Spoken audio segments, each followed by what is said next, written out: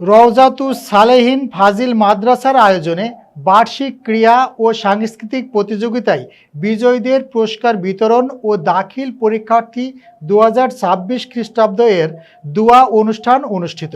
প্রতিনিধি রাহাত হোসেন জানান, আয়োজনটি অনুষ্ঠিত হয় 16 এপ্রিল 2026 বৃহস্পতিবার সকাল 9টায় নারায়ণগঞ্জ সদর উপজেলার কুতুবপুর ইউনিয়নের রওজাতুস সালাইন ফাজিল মাদ্রাসার মাঠ প্রাঙ্গণে।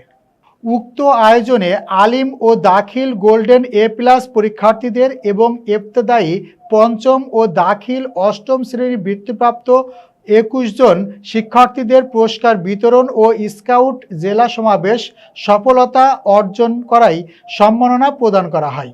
এছাড়াও শতভাগ উপস্থিতি শিক্ষক শিক্ষার্থীদের সম্মাননা প্রদান করা হয়।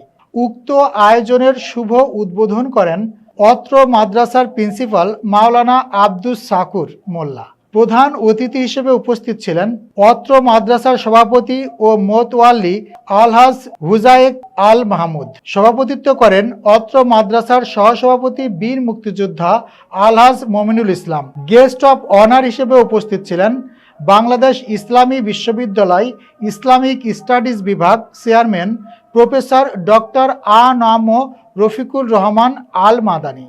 প্রধান আলোচক হিসেবে উপস্থিত ছিলেন অত্র মাদ্রাসার বিদ্যুৎসাহী সদস্য মাওলানা মঈনুদ্দিন আহমেদ।